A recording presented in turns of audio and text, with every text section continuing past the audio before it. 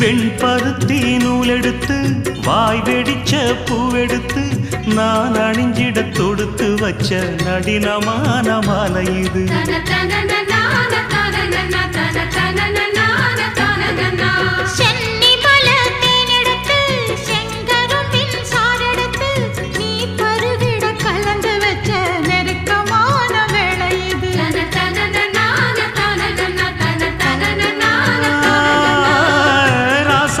உடம்பிருக்கும் ரவிக்க துணி நானாக அன்னாடம் சூடி கொள்ள ஆசை வச்சாகாதா.